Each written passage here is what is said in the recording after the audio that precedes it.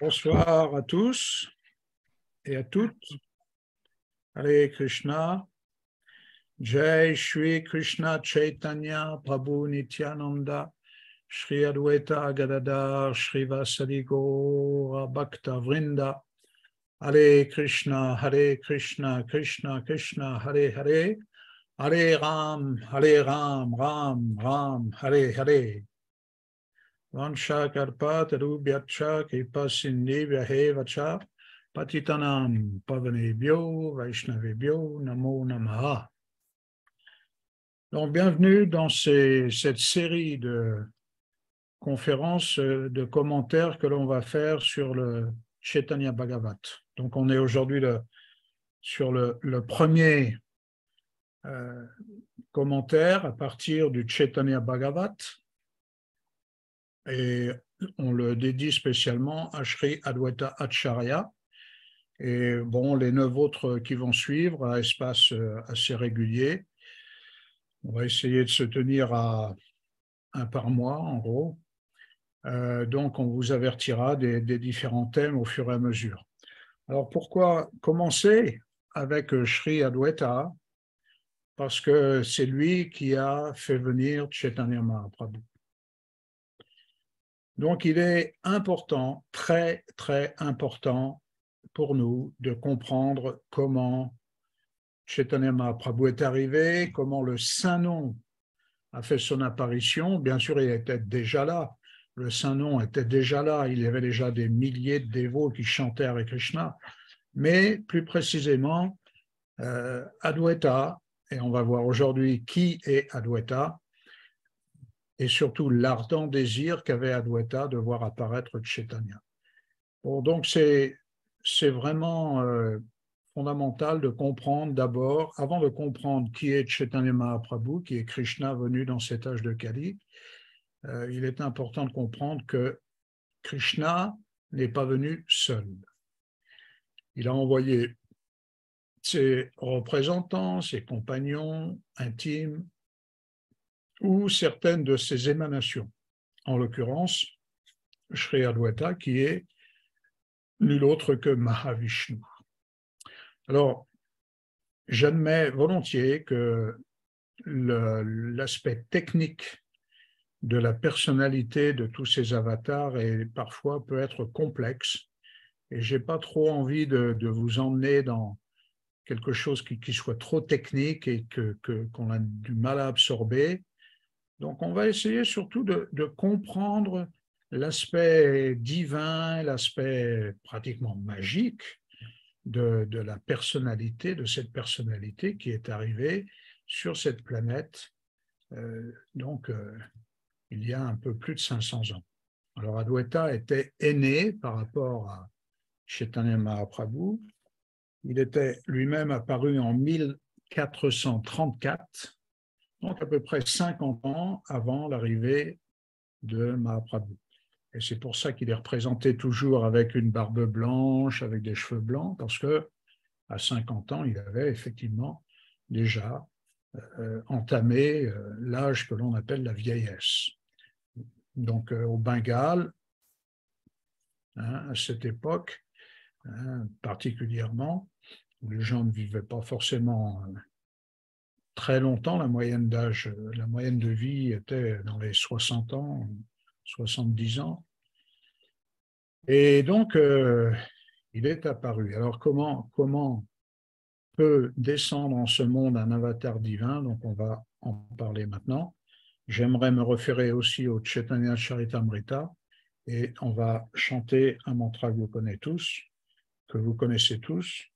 Jaya Jaya Shri Chaitanya Jaya Nityananda Jaya Dvaita Chandra Jaya Gaura Bhakta Vrinda Jaya Jaya Shri Chaitanya Jaya Nityananda Jaya Dvaita Chandra Jaya Gaura Bhakta Vrinda Jaya Jaya Shri Chaitanya Jaya Nityananda Jaya Dvaita Chandra Jaya Gaura Bhakta Vrinda, qui veut dire gloire à Shri Chaitanya Mahaprabhu, gloire à Shri Nityananda, gloire à Shri Adwaita Acharya et Gaura Bhakta Vrinda, tous les dévots de Shri Chaitanya Mahaprabhu.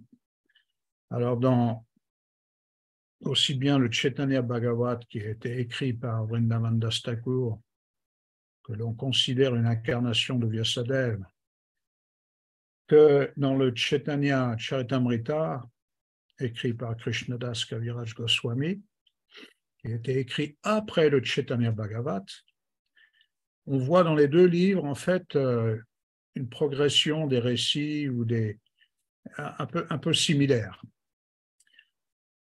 Il y a dans les deux ouvrages, il est question de Adi-lila, Madhya-lila et Antya-lila. Adi-lila étant pour les divertissements d'enfance de Mahaprabhu, Madhya étant pour le milieu de sa vie, et Antya, on considère comme les divertissements de la fin de la vie sur la planète Terre de Mahaprabhu. C'est qu'il n'est pas resté très longtemps, il est resté 47 ans. Et Adwaita, dont on va parler aujourd'hui, a survécu au départ de Mahaprabhu très difficilement, il faut le reconnaître. Donc, c'est quelqu'un qui est parti, il était plus que centenaire quand il est parti de la planète. Alors,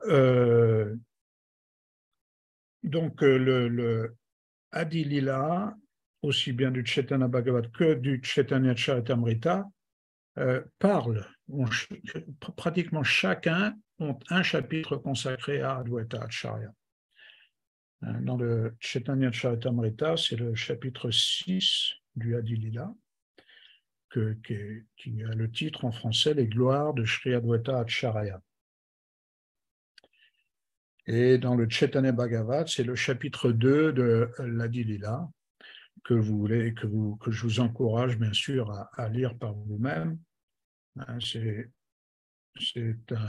y a beaucoup de détails qui sont commentés. Le Chaitanya Bhagavat est aussi commenté par Srila Bhaktisiddhanta Sarasvati, qui était le maître spirituel de Prabhupada, très grand érudit et qui a amené énormément de détails. On voit qu'il avait une très grande connaissance de l'ensemble des écritures védiques déjà, et puis aussi des coutumes locales du Bengale, des traditions, parce que notre mouvement s'inscrit dans une tradition.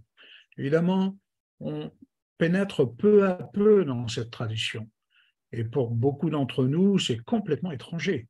On a du mal à déjà intégrer les noms. Les noms ne sont pas très, très familiers, seulement quand on est assez averti depuis quelques années dans ce mouvement pour la conscience de Krishna, on est familier avec les noms, mais au début, c'est dur. Donc, déjà, on comprend par l'explication qui est donnée par ces grands maîtres dans ces deux livres principaux sur notre cher Mahaprabhu que Krishna n'est pas venu seul. Krishna Varnat Visa Krishnam Sango Pangas Trapar Shadam. Sango Sangras Trapar Shadam. Ça veut dire qu'il est venu avec ses armes qui, dans l'âge de Kali, sont ses dévots. Alors, comment les armes? On va le voir dans le cas d'Adwaita. Adwaita a cette mission, il vient pour anéantir les athées, anéantir l'athéisme. Il va le faire brillamment, par la philosophie, puis par son comportement de façon générale. Donc, il vient, alors le Pancha Tattva, on dit Pancha, ça veut dire 5, Tattva, vérité, chacun a une raison particulière de se manifester avant ou pendant, simultanément avec l'arrivée de Mahaprabhu. Et donc, dans le cas de Adwaita, il est venu avant. Il a en quelque sorte préparé le terrain. Parce que la venue de Krishna ne peut pas se faire, voilà, on appelle Dieu au téléphone et il arrive. Ce n'est pas du tout comme ça que ça se passe. Il y a déjà, la venue d'un avatar est prédite dans les Écritures. La mission de l'avatar en question est déjà préétabli. Il ne vient pas juste comme nous, on vient là et on découvre petit à petit pourquoi on est là. Mais ce n'est pas le cas de Dieu, la personne suprême. Il ne vient pas pour découvrir qui il est. Il est l'origine de cet univers, l'origine de ce monde, l'origine de tous les êtres vivants. Et il vient pour un but précis qui est d'entretenir ou de raviver une relation avec tous ces êtres qui sont perdus et qui s'identifient à la matière. C'est ça le problème, particulièrement dans l'âge de Kali. Alors, bien sûr, les divertissements de Krishna, ils sont éternels. Éternels, ça veut dire quoi? Ça veut dire qu'ils ont lieu tout le temps, en permanence. C'est-à-dire que maintenant, à l'heure où on se parle ici, ça fait 500 ans que le mouvement de Sankirtan a commencé à se répandre sur la planète Terre, et il est en train de se répandre ailleurs, et la venue de Adwaita, la venue de Chaitanya, la venue de Nityananda est en train d'avoir lieu ailleurs. Et quelqu'un qui est d'ailleurs très absorbé dans cet âge, dans cette relation particulière avec toutes ces personnalités, ces très très grandes personnalités, Prabhupada nous a confirmé qu'au moment de quitter ce monde, il va dans un autre endroit de l'univers et participe à leur divertissement, avant de retourner complètement dans le monde spirituel avec Krishna, où là, hein, il n'y a plus aucune place de désir matériel, aucune place de désir séparé de ceux du Seigneur suprême. Alors, Adwaita est un avatar de Vishnu. Alors, bien sûr, on donne souvent l'exemple de la lampe, à partir d'une lampe originelle. Il y a tout un tas de lampes qu'on peut allumer, qui sont tout aussi fortes en puissance, en capacité de chauffer, de réchauffer, ou de donner de la clarté, de la lumière.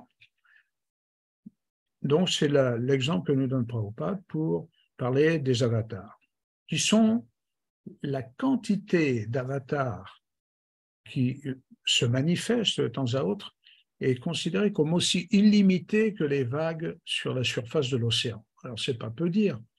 On veut, et l'Occident particulièrement a cette compréhension qu'il n'y a qu'un seul Dieu, que Dieu est unique.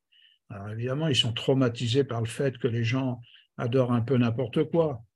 Le veau d'or, vous connaissez tous, vous avez entendu parler de rites païens, différents animaux, des serpents. C'est vrai que l'âme conditionnée dans ce monde a tendance à adorer toute forme de tout ce qu'il trouve ou ce qu'il considère comme plus puissant que lui. Mais là, on est dans un cas de figure, selon les écritures védiques, qui nous apprennent que l'avatar descend, que Dieu descend. Ce n'est pas à nous de faire des efforts, d'essayer de comprendre, d'adorer un tel ou tel autre, mais Dieu se donne à l'être vivant. Dieu se donne à nous sous forme d'avatar pour des raisons précises. Alors, on ne va pas parler de tous les avatars, puisque celui qui nous occupe aujourd'hui, c'est Chaitanya Mahaprabhu et aussi Adwaita, qui est Adwaita, Nityananda et Gora, Chaitanya sont des Vishnu avatars. Sont de la même nature divine. Ne sont pas des êtres conditionnés, des jivas. Ils sont de nature complètement divine. Alors, bon, quelques petits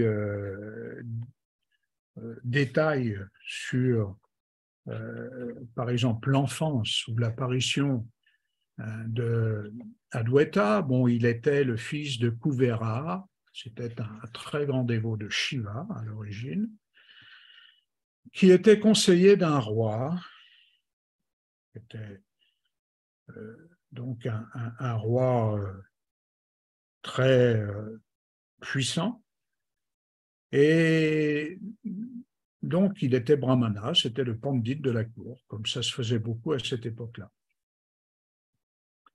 Avant lui, il avait eu une sœur, il avait eu des frères, sur 6 frères et une sœur qu'il avait eue, 4 des frères d'Adwaita ont pris sannyas lors du renoncement, ce qui peut expliquer pourquoi ses parents ont misé beaucoup, tout leur amour, toute leur affection sur lui quand il est né, et ne voulaient surtout pas qu'il prenne la même direction que ses frères et qu'il devienne des sannyas. Alors, donc, comprendre qui est ce Mahavishnu, là, je vous conseille encore une fois de lire le Chaitanya Charitamrita, le chapitre 2, chapitre 6, il est là, parce que là, encore une fois, c'est très technique, mais c'est expliqué comment il est le Mahavishnu originel, c'est-à-dire qu'il est la source, par exemple, de Shiva, Sada Shiva. Il est aussi Rudra. Et on le voit, après, ça se manifeste dans son comportement. Il descend réellement en faisant un vœu de détruire tous les athées. Alors, dès son enfance, déjà avant qu'il arrive, sa mère, là-bas, quand elle était enceinte, a eu un rêve très inhabituel. Il dit que Krishna se manifeste dans les rêves. Mais attention, pas n'importe quel rêve. Hein. En ce qui concerne les purs dévots, des rêves très prémonitoires. Dans ce rêve, elle voit une forme qui est très, très particulière. Elle voit la forme de Hari-Hara. Alors, j'ai eu la chance de visiter une fois en Inde une mourti de Hari-Hara, je ne peux plus vous dire exactement où, mais c'est une forme très particulière où on voit la tête de la mourti coupée en deux, d'un côté blanc, de l'autre côté noir, Vishnu et Shiva. Donc elle voit cette mourti dans son rêve et qui lui parle, etc. Et elle le voit à un moment lever les bras au ciel et se mettre à chanter les noms de Dieu. Donc elle était enceinte. Donc c'était très prémonitoire et effectivement, quand il est né, il y avait tout un tas de choses de très bon augure qui étaient là, présents, donc dans cette région où il est né, dans le Bengale. Il n'est pas né à Shantipur, il est venu après à Shantipur. Il est venu à Shantipur alors qu'il n'avait que 12 ans.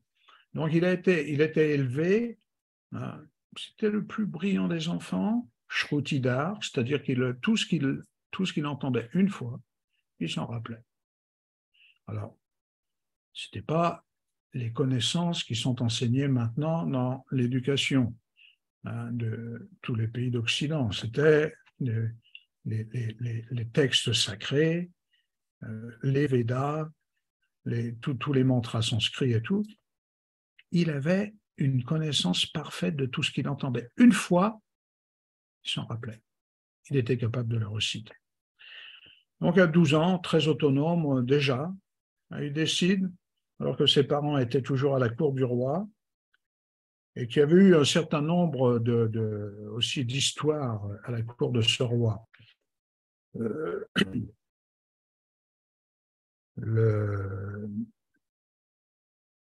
Les pouvoirs qu'avait Adwaita se manifestaient. Alors là, on est devant une sorte de mystère. Comment Dieu peut se manifester dans ce monde matériel, apparaître tel un être ordinaire?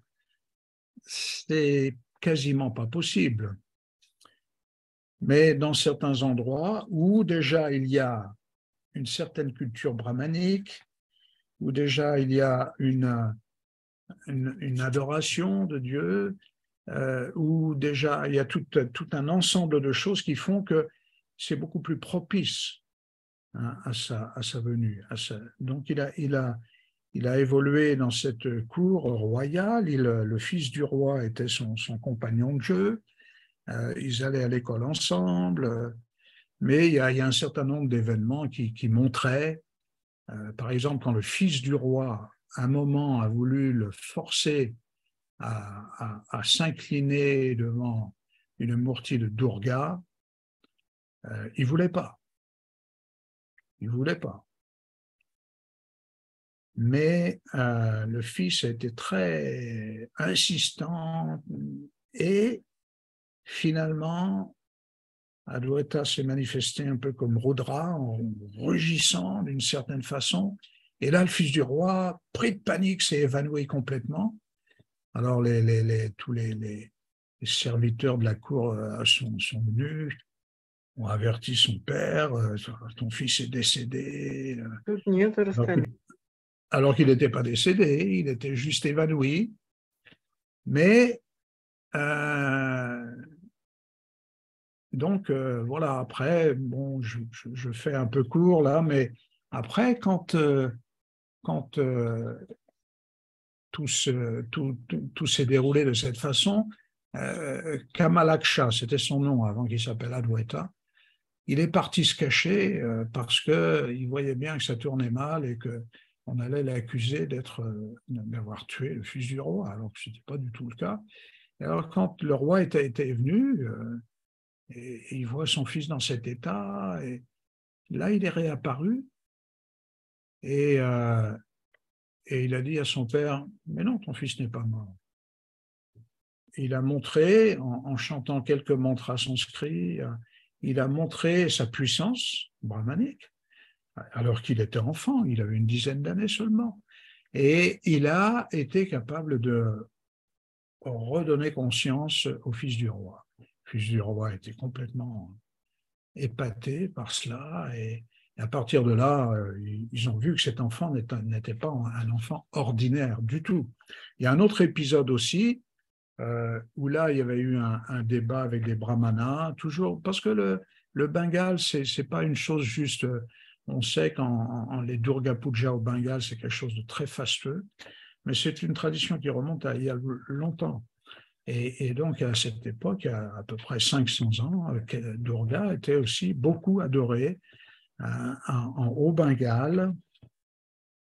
Et donc, son père aussi voulait que Kamalaksha adore Durga à un moment, parce qu'il y avait l'influence du roi qui était là, il y a une question de prestige par rapport aux brahmanas de la région et tout ça.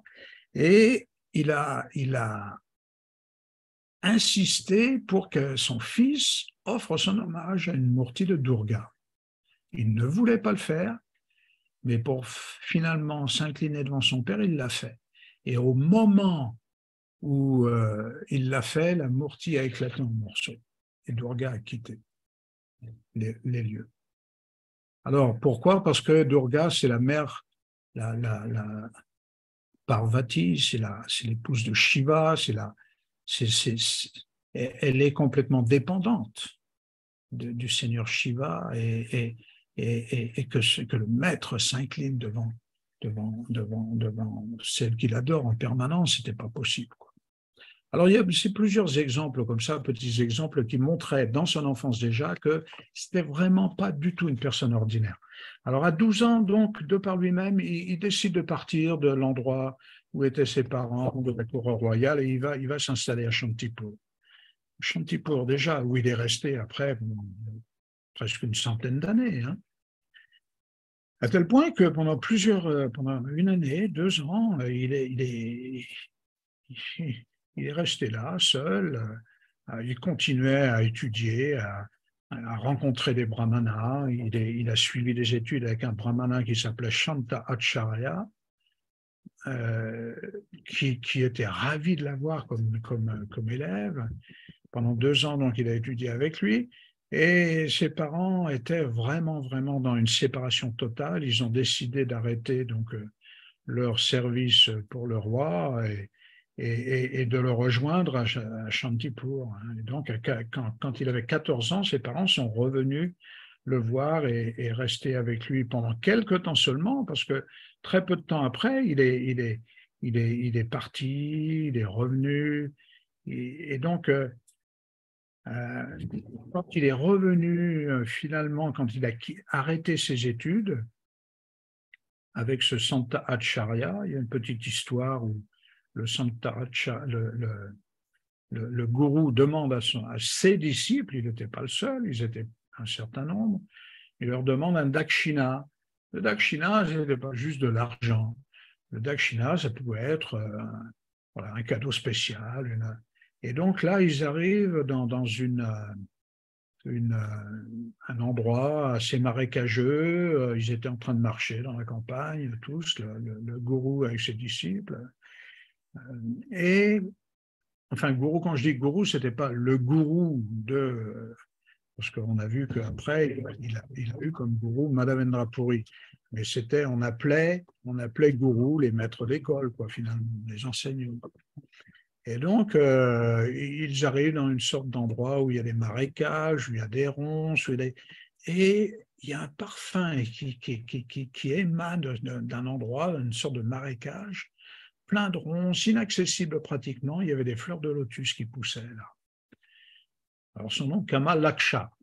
Kamala, un nom donné aussi au lotus. Kamalaksha. Et là, donc, le gourou demande, le maître d'école demande à ses disciples, qu'est-ce que vous avez, c'est la fin des études, qu'est-ce que vous allez me donner comme dakshina? Et les disciples disent, ben, ce que vous voudrez, maître, c'est vous le maître, vous nous demandez ce que vous voulez.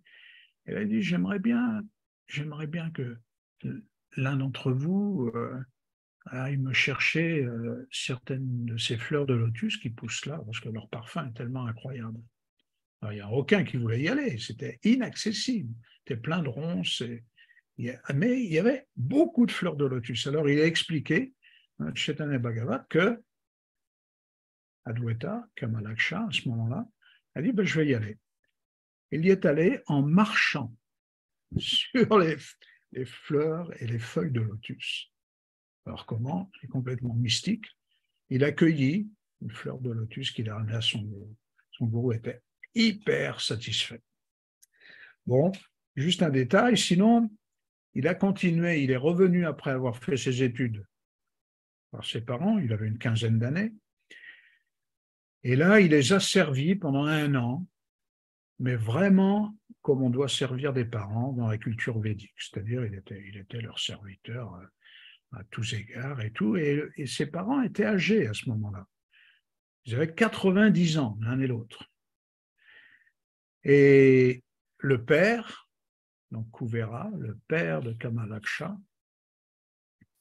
avait eu une vision aussi prémonitoire qu'ils allaient quitter leur corps. Et il en a averti son fils. Et ça s'est passé exactement comme dans la prémonition. Ils sont partis l'un et l'autre en même temps. Mais comment? Un viman de fleurs est arrivé, est venu les chercher. Ils sont montés à bord et ils sont partis. Et ils sont allés à Vaikunta. Alors, quand c'est arrivé, Adwaita, qui avait déjà été prévenu par ses parents de leur départ imminent, il s'est mis à rugir en chantant le Saint-Nom, il ne se contenait plus, il était complètement absorbé dans l'extase, à la fois, bien sûr, de l'affection, hein, mais pour eux, mais voilà, de plus en plus il grandissait en âge, de plus en plus le but de sa mission, hein, le pourquoi et le comment pourquoi il était là dans ce monde spécifiquement, sa mission, eh bien, se manifestait. Et donc, bon, après, ça a occasionné chez lui un énorme tour de l'Inde à pied, hein, commençant par Gaya, qui est l'endroit, comme vous le savez, où sont les pieds de Vishnu, Vishnu Kshetra, où l'on honore les ancêtres. Et puis, il est descendu dans le sud de l'Inde, il a été à Jagannath Puri, et il est descendu jusque dans le sud de l'Inde. Et après, il est allé à Udupi. Et à Udupi, devant les murtis du Seigneur, il s'est mis à danser et absorbé complètement dans le pur amour de Dieu. Et là, Udupi, c'était la mat de Sri Madhavendra Puri. Et Madhavendra Puri, vivant, était là, et en le voyant, il s'est exclamé, mais voilà un vrai dévot du Seigneur, plein d'amour, plein de dévotion, plein de préma. Et tous les signes extatiques d'un Mahapurusha sont là présents en lui. Il va sauver le monde. Alors, il propose à Madhavendra Puri de rester avec lui. Madhavendra Puri propose à Kamalaksha de rester avec lui et de faire son disciple. Donc, il le garde et il lui dit les commentaires de Madhvacharya sur le Srimad Bhagavatam. Adwaita, il mémorise tout le Bhagavatam, sur le champ. Il lui parle aussi d'autres textes sacrés, la Ananta Samhita, le Mahabharata. Et là, Adwaita, au contact de Madhavendra Puri, qui va accepter comme son maître spirituel. Hein. Il est Vishnu, mais il accepte un maître spirituel de la même façon. Chaitanya Mahaprabhu va par la suite aussi prendre aussi un maître spirituel. Alors, très intéressant d'ailleurs, il va prendre comme maître spirituel le frère en Dieu d'Adwaita Acharya, Ishvara Puri, qui était aussi un disciple de Madhavendra Puri. Donc, Madhavendra Puri a eu beaucoup de disciples, mais les deux plus illustres disciples de Madhavendra Puri, c'était Ishvara Puri et Adwaita. Alors, Adwaita, qu'on appelle Adwaita Acharya ou Adwaita Chandra. Alors là, je veux dire un passage justement du Chaitanya Charitamrita. Je vous le lis en français. Shri Adwaita Acharya est l'avatar de Mahavishnu, dont la fonction première est de créer la manifestation cosmique par l'entremise de Maya. Parce qu'il ne fait qu'un avec Hari, le Seigneur suprême, on le nomme Adwaita. Et parce qu'il répand la pratique du service de dévotion, on le nomme Acharya. Il est le Seigneur lui-même et il incarne un dévot du Seigneur. Je m'en remets complètement à lui.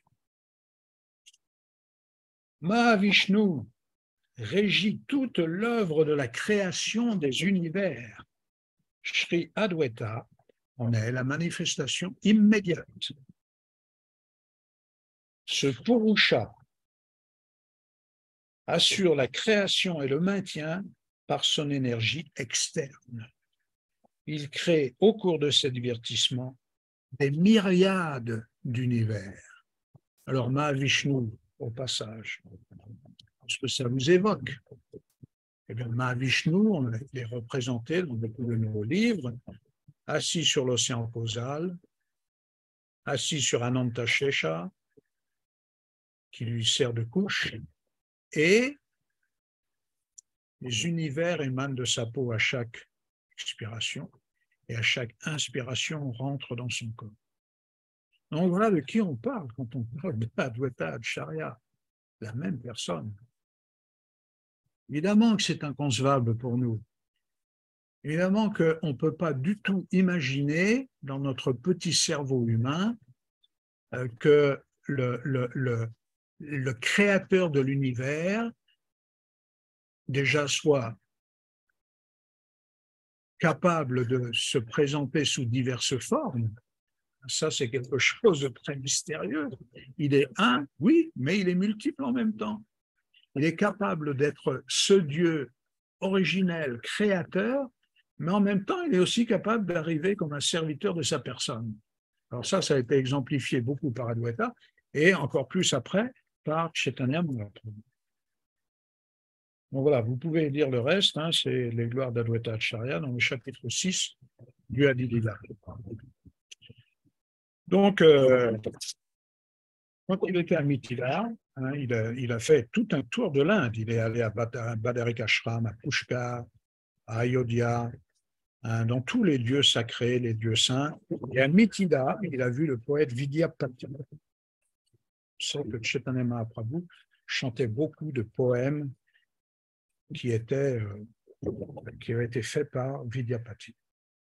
Et donc, à un moment, il entend ce chant de loin et il arrive, il voit sous un arbre là ce poète Vidyapati qui est en train de chanter les noms de Krishna.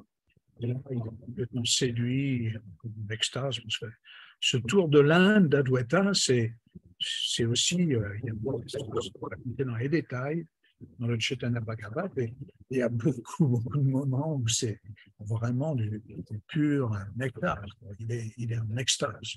Il arrive à Braj, il fait le tour des 12 forêts de Vrindavan, et là, c'est pareil, c'est que des chants, des émotions, des rencontres même avec des gopas, avec qui il se met à jouer comme un gopa. Hein, il se prend même, c'est très théâtral, il se prend même quand il est en train de jouer avec certains pâtres de la région de Vrindavan, il dit dans le Gora Lila, je suis Purnamasi, la belle-mère de Krishna. Ceci m'a été révélé par mon gourou, Madhavendra Puri. Donc, on voit à quel point ce tour de l'Inde et ce tour des lieux sacrés le met en extase. Et il arrive, donc, l'apothéose de ce tour est quand il arrive à Govardhan. Il est en méditation au pied d'un banyan à Govardhan et il a une vision de la Murti de Madan Gopal qui lui parle, qui lui explique qu'elle est cachée sous terre, à un endroit précis, qu'il va falloir venir le sortir parce qu'il souffre là d'être enterré quelque part. Et il lui dit exactement comment il s'est retrouvé là. Cette Murti lui parle en lui disant, c'est les musulmans, les envahisseurs musulmans qui ont saccagé la région.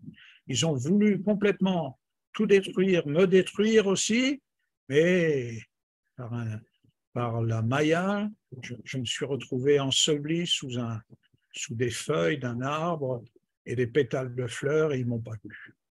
Mais d'une façon ou d'une autre, donc, il est là, sous terre maintenant, et il lui demande de venir le chercher, bien sûr, et il lui explique qu'après l'avoir sorti de terre, un brahmana du nom de Chobé va venir le voir et que ce brahmana va adorer cette murti pendant quelque temps. Et qu'après l'avoir adoré pendant quelque temps, eh bien, ce brahmana va devoir donner cette murti aussi à Rupa et Sanatan. Alors, tout ça, c'est des prédictions, parce que Rupa et Sanatan ne sont pas encore manifestés. On est là bien avant qu'ils se manifestent. Cette murti, qui était cette murti? C'était une murti de Madan Gopal qui avait été servie et adorée par Kubja. Qui était Kubja? Lisez le livre de Krishna, vous verrez. Dans le Krishna Lila, qui était Kubja?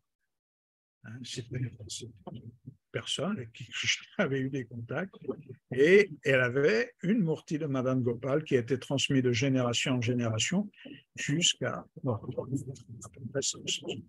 et donc cette murti, finalement, tout comme ça avait été prédit dans le rêve, ça va se réaliser.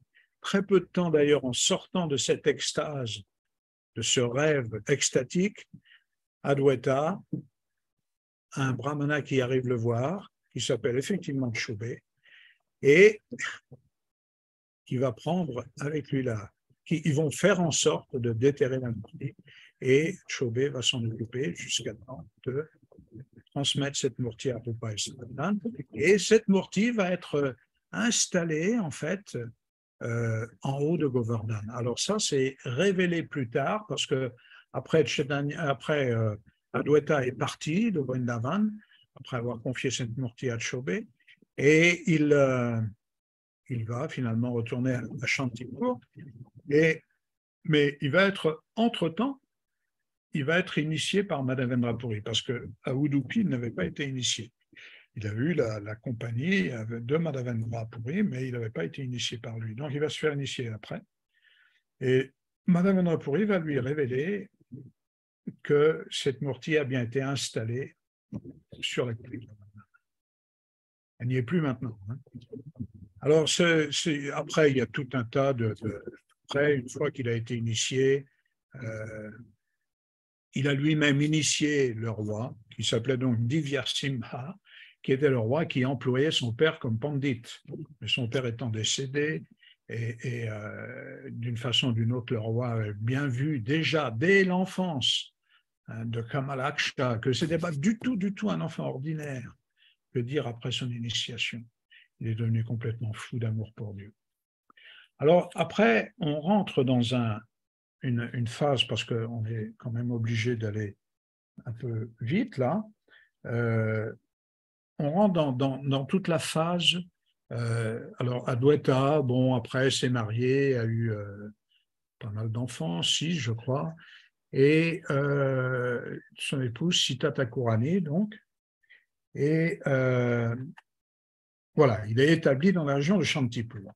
Alors il est dans la région de Shantipur, qui est l'endroit où va apparaître Mahaprabhu. Alors, le titre de cette conférence est « L'ardent désir d'Adwaita ». Alors, le désir de voir apparaître Chaitanya, il a été grandissant en lui de plus en plus, jusqu'à ce que vous connaissez, donc, cet épisode où, avec des fleurs de Tulsi, il adore le Gange, et il crie tellement fort que le son de sa voix traverse l'écorce de l'univers, et là, le Seigneur Krishna l'entend et choisit de satisfaire son désir. Alors, même si Chaitanya Mahaprabhu, par la suite, dira toujours « Je suis venu à cause de lui », Nada, il l'appelait Nada. C'est Nada qui m'a fait descendre ici. Hein. Il y a donc tout un tas de séquences avant qu'il en arrive là. Donc, il est établi donc, dans la région de Shantipur, il est le brahmana reconnu, il est Shrutidhar, hein, encore une fois. Donc, il avait une parfaite maîtrise, une parfaite connaissance de tous les shastras. Donc évidemment, il était un leader naturel, il était un gourou naturel. Il y a personne ne contestait. Mais il y avait quand même une ambiance générale dans la région qui est décrite dans le Chaitanya Bhagavat et qui est quand même qui peut surprendre, hein, parce que on voit cette région comme restant très imprégnée de bhakti depuis des générations et des générations, mais il y a eu des périodes où il y avait un matérialisme qui s'installait profondément dans cette région. Et alors, c'est important de comprendre ça parce que ça va aussi stimuler l'intense désir d'Adwaita de voir Chaitanya apparaître, de voir Krishna apparaître. Alors, c'est décrit dans le Chaitanya Bhagavat. Alors, déjà, une chose difficile à comprendre aussi, c'est qu'à l'époque, Navadvip, quand on parle de Mayapur, on parle de Navadvip, hein, c'est la même chose. Parce que de toute façon, il y a eu le Gange a changé de lit, et donc il y avait dans cette région, à Navadvip précisément, des centaines de milliers d'étudiants à l'époque. C'était une ville où on venait étudier. Donc il y avait de grands érudits qui étaient là, des enseignants, c'était pas n'importe quoi, c'était sur les bords du Gange, et donc c'était un lieu saint. Bon, on ne va pas remonter non plus toute l'histoire de ce lieu saint, il y a toute une origine à cela. 100 000 personnes qui se baignaient simultanément dans les ghats de Navadvip à l'époque. Mais malgré cela, hein, malgré tous ces gens qui étaient là, il y avait beaucoup d'érudits qui étaient très fiers justement de leur érudition. Même des fois, alors ça c'est considéré comme sacrilège dans le Chaitanya Bhagavat, mais maintenant c'est monnaie commune pratiquement dans les écoles de la République, les élèves qui challengent leur maître. Donc, c'est décrit comme étant quelque chose d'impensable. Hein. Donc, ils avaient un goût pour l'étude, mais une étude qui était quand même, qui est décrite dans le Chaitanya Bhagavat comme étant matérielle. Donc, il y avait, c'est pas seulement 100 000 dont il est question, il y avait plus d'1 million d'étudiants, de maîtres qui, selon le Chaitanya Bhagavat, qui étaient dans cette région. Je pense que c'était une région, Navadvip, différente de celle qu'on connaît maintenant. Alors évidemment, ils avaient une bénédiction de la déesse de la connaissance, parce qu'il y avait effectivement des gens qui étaient très très férus des textes anciens et tout ça, mais très peu de dévotion. Voilà ce que dit le Chaitanya Bhagavat. Très peu de dévotion. Et alors, parler de Krishna et de Balaram, très peu connaissaient. On offrait beaucoup de puja à Kali, à Durga. On est en plein âge de Kali, ne l'oublions pas. Donc les gens avaient une sorte de religion intéressée, où ils faisaient des sacrifices, mais pour avoir de l'argent. Ils chantaient les prières, des fois en buvant de l'alcool, en offrant de la chair animale à Durga, à Chandi, etc. Ils adoraient aussi la déesse des serpents, Visahari. Et plus ces différentes divinités qui étaient adorées donnaient de bénédictions matérielles, plus évidemment elles étaient populaires. Et donc les gens qui avaient de l'argent, les businessmen, dépensaient beaucoup d'argent dans le puja, comme ça, des divinités, des demi-dieux, des demi-déesses, et dans le mariage de leurs enfants. Alors ça, c'est encore très présent à l'âge actuel, mais ils gâchaient leur vie humaine. Et ce que l'on appelait les Bhattacharya, les Chakravati, les Mishra, qui sont des titres donnés à certains brahmanas, en fait, ils avaient le nom seulement, mais ils ne connaissaient pas la teneur des Écritures. Alors c'est intéressant parce que justement aujourd'hui, j'ai reçu une vidéo d'un gourou contemporain qui est très connu, je ne vais pas dire son nom, mais il est très connu là, en Inde, aux États-Unis surtout, aux États-Unis et en Occident. Et alors il est gourou, il a une grande barbe blanche, des cheveux blancs, il a tout le look d'Adwaita d'ailleurs. Et alors, ce qui est assez hallucinant, et c'est hallucinant, il est considéré par des milliers, des dizaines de milliers de disciples à travers le monde, beaucoup d'Occidentaux, mais aussi beaucoup d'Indiens, comme un gourou très, très puissant. Et dans cette vidéo que j'ai reçue aujourd'hui, il dit lui-même, il dit « j'ai jamais lu la Gita ». Alors c'est quand même assez surprenant qu'un gourou indien, d'origine indienne, qui a apparemment, il a de la Shakti, il a certaines connaissances, il n'a jamais lu la Gita. Bon, c'est juste une parenthèse, comme quoi, voilà, les Bhattacharya, les Chakravarti de l'époque, c'était un peu dans ce style-là.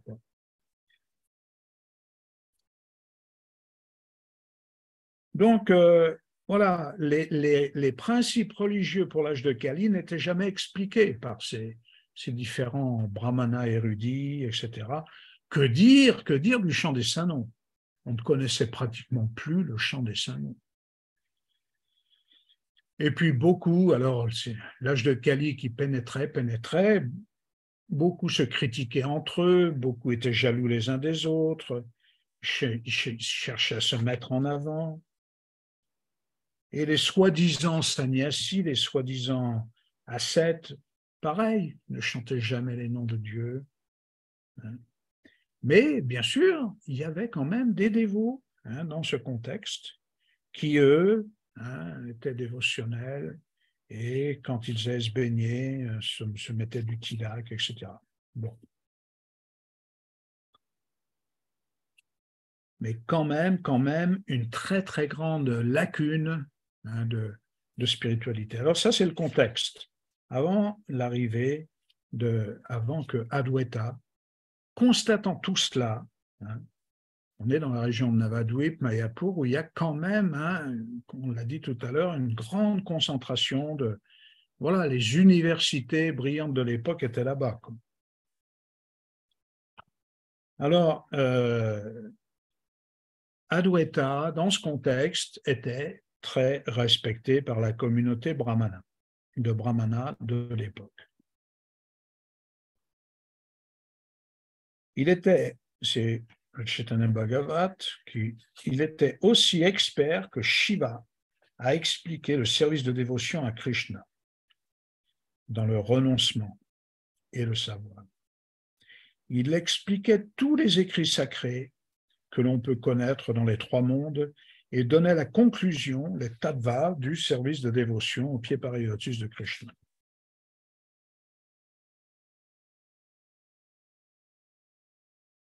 Sri Adwaita, parallèlement au fait d'être là et d'être un maître enseignant, il adorait Krishna en permanence. Et il adorait Krishna comment? Eh bien, chez lui, il avait ses Shila et il offrait sa nourriture, il était tout ce que l'on connaît, mais il avait une dévotion particulière donc au Gange, il vivait sur les bords du Gange. Donc il adorait Krishna avec des manjaris de Tulasi, des feuilles de Tulasi et de l'eau du Gange. Voilà comment il a, dans cette adoration, alors c'est intéressant de comprendre, il est un avatar de Vishnu, mais il est un acharya, donc il montre l'exemple. Mais ce n'est pas par devoir qu'il le fait, il le fait parce qu'il a réellement besoin de se connecter à sa source. Et sa source étant Avatari, la source de tous les avatars. Lui la connaît. Les gens autour de lui ne la connaissent pas forcément, mais lui la connaît. Et donc, il l'appelle. Il l'appelle tellement fort que Krishna est complètement saisi d'amour, de vouloir réciproquer avec cette prière sincère d'Adwaita. Alors, ce n'est pas n'importe qui peut appeler un avatar à se manifester comme ça dans un âge aussi déchu que l'âge de Kali. Il est dit, dans le Chaitanya Bhagavat, en entendant les cris d'amour de Adwaita Prabhu, le Seigneur Krishna personnellement est apparu, car il est contrôlé par l'amour de ses dévots. Et c'est pour ça qu'on dit qu'Adwaita Acharya est le meilleur de tous les Vaishnavas. Il n'y a aucune comparaison entre son service de dévotion. On ne peut absolument pas comparer son service de dévotion, l'égaler dans l'univers tout entier.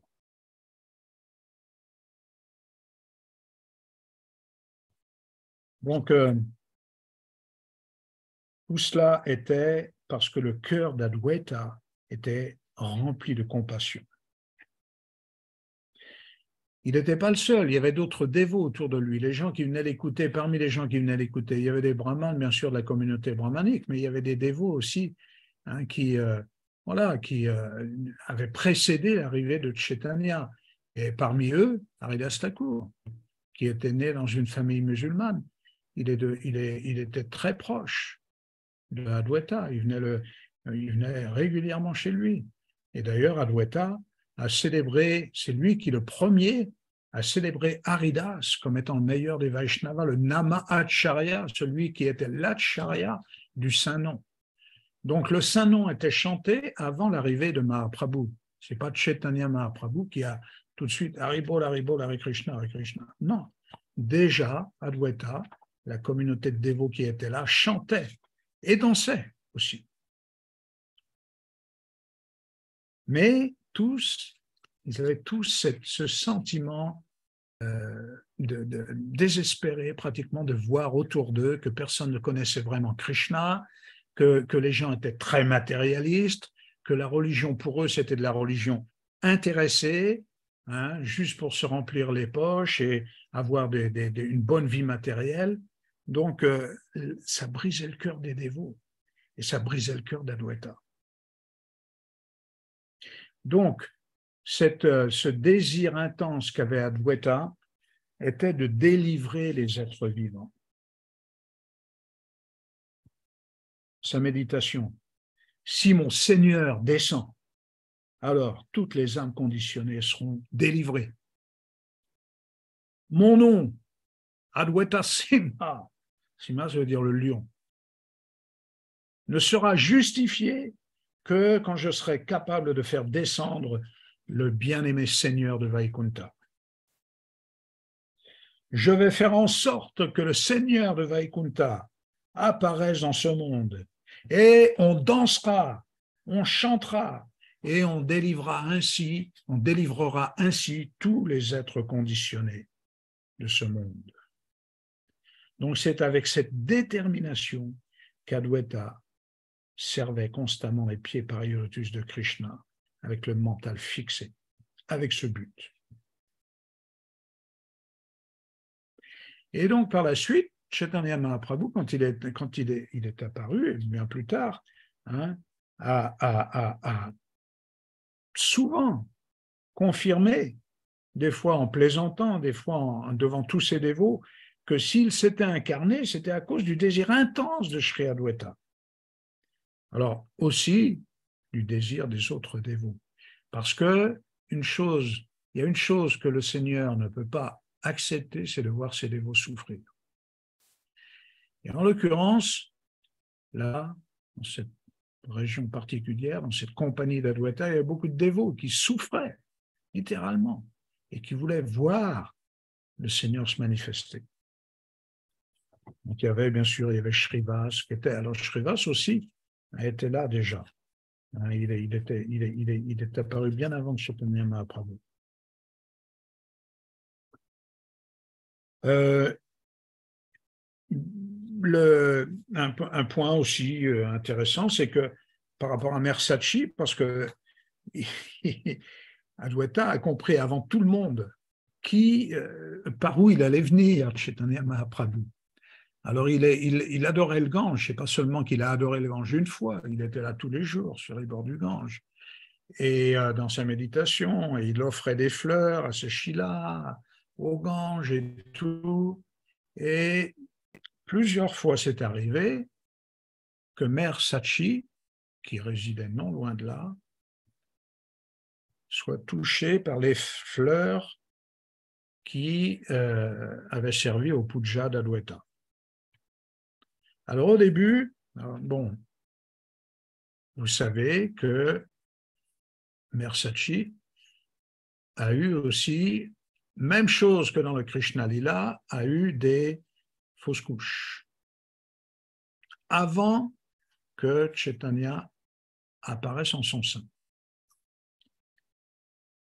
Et donc, plusieurs fois, elle a été touchée par les fleurs de l'adoration d'Adwaita. Et elle voyait qu'il était là et elle voyait ça, elle essayait de repousser ses fleurs, mais les fleurs revenaient vers elle. Donc elle voyait ça comme un mauvais augure. C'était quelque chose de mauvais augure pour elle. Et effectivement, elle a eu ses fausses couches à la suite de ça. 1, 2. Et donc, elle commençait à avoir une attitude très, très ambiguë vis-à-vis d'Adwaita. Elle pensait qu'Adwaita était un brahmana puissant qui était capable de, justement,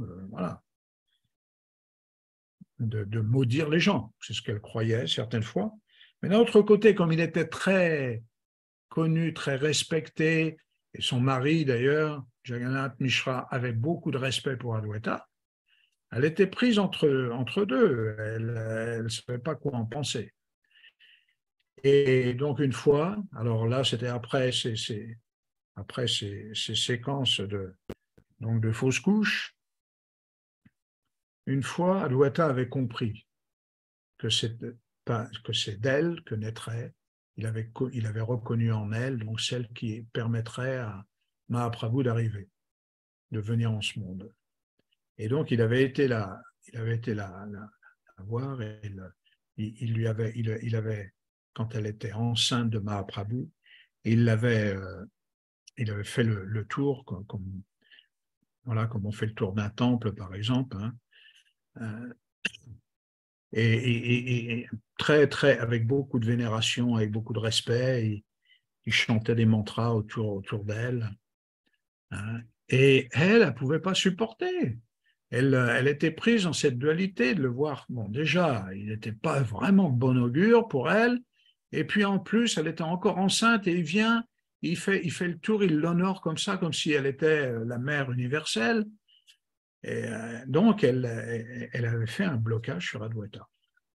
Et c'est ce qui vaudra par la suite un divertissement où Chaitanya Mahaprabhu considérera que sa mère est coupable d'offense parce qu'elle avait offensé Adwaita.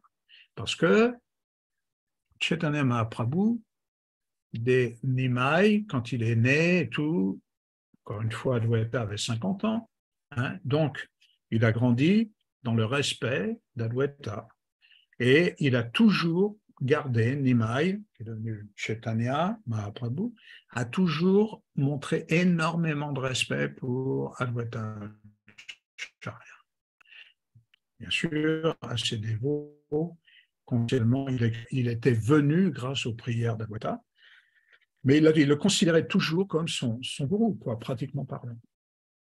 Et donc, bon, cet épisode, après, Mère Sachi, en fait, a compris, a eu aussi des rêves au cours desquels elle a pu comprendre la position d'Adwaita et elle a cherché à s'excuser d'avoir pensé négativement à son propos.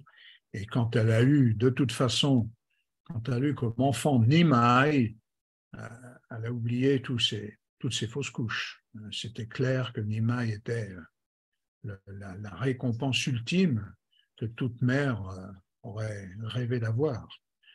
Donc, bon, bien sûr, alors là, on ne va pas trop s'étaler. On a parlé d'Adwaita.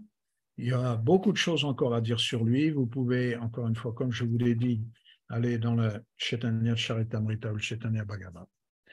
Alors, il y a une question.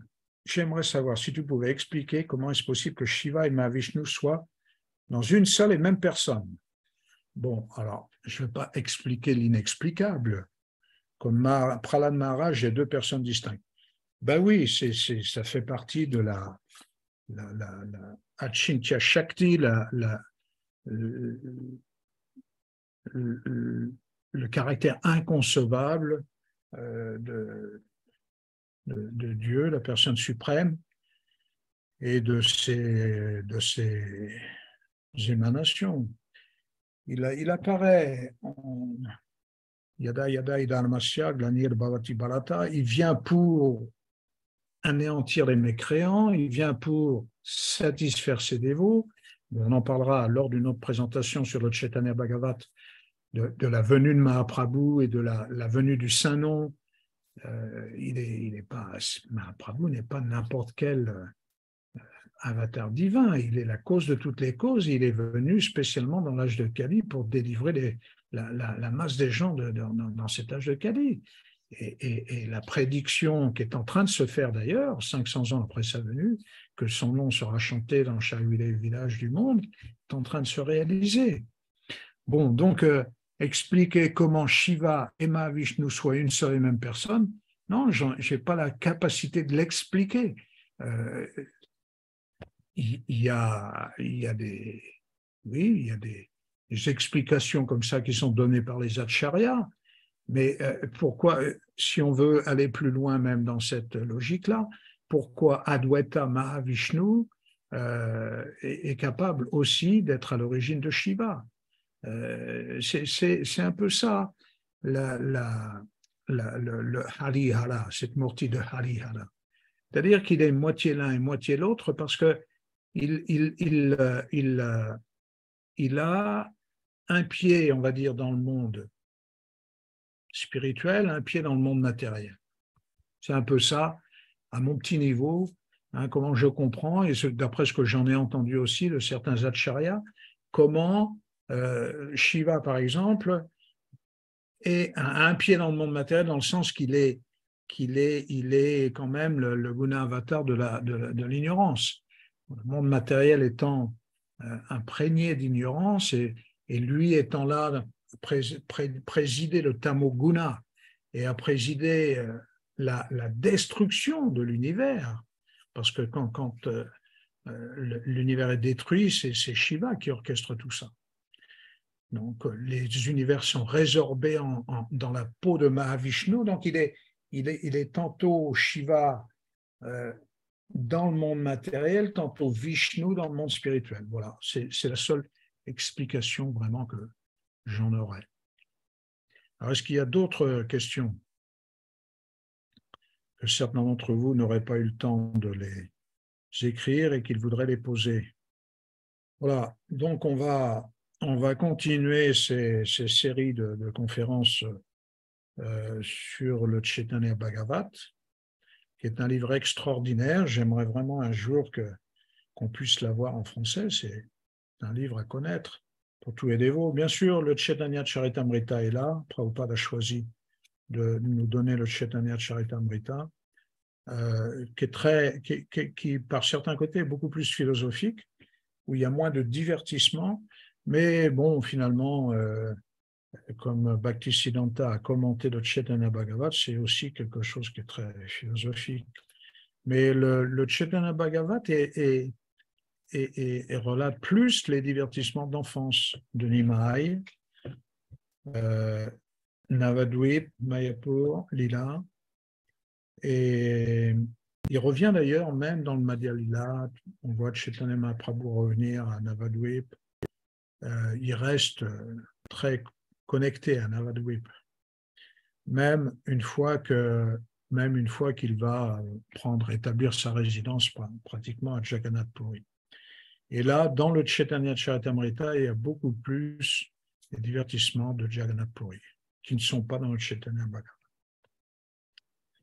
Bon, alors Rasalila a dit merci beaucoup. Ah, il y a une question qui arrive là. Bon, il y a une question. Ah, alors, je vais parler des armes que sont les dévots développés. Oui, c'est pas moi qui en parle. Sango Pangastrapar Shadam, c'est un verset d'une prédiction, je ne sais plus de quel shastra, mais il vient dans l'âge de Kali avec ses dévots qui sont ses armes. Alors pourquoi? Parce que Vishnu vient avec des armes. Yada Yada Idalmasya, il vient pour établir le Dharma. Et le Dharma, ça ne se fait jamais juste dans la non-violence, Om Shanti, c'est pas uniquement comme ça. Il faut des fois détruire des démons. Et on voit dans beaucoup de lilas, Hiranyakashipu, Hiranyaksha, toutes ces histoires qu'on voit dans le Bhagavatam, quand Krishna vient ou quand Vishnu apparaît, il détruit des démons. Alors il a Mahavishnu, il a justement ses 4 bras, dans lesquels 2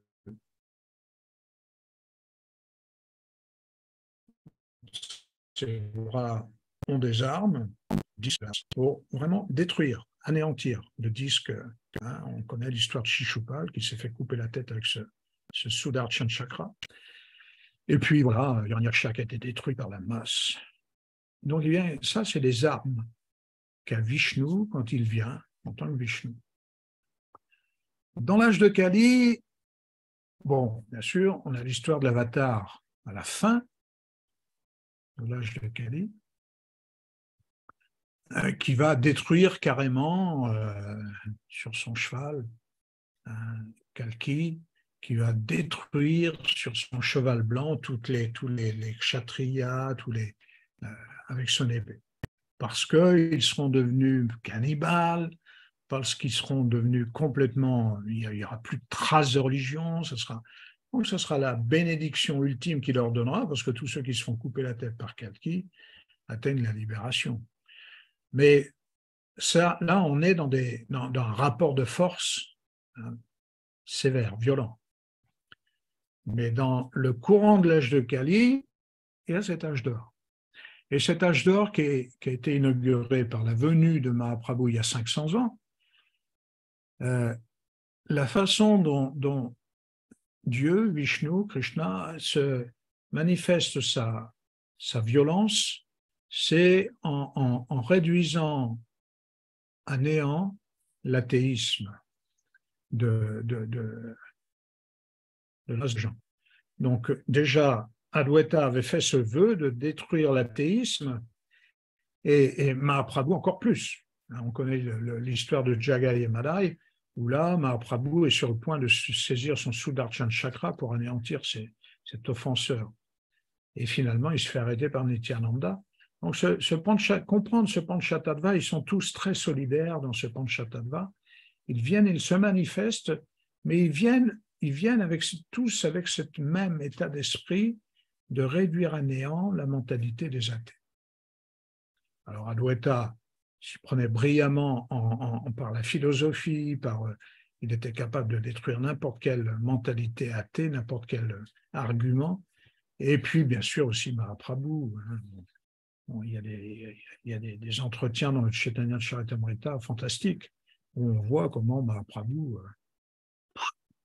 il était capable de réduire au silence n'importe quel érudit, n'importe quel le quasi-musulman, tous ces gens-là, ils ont été complètement en admiration devant lui.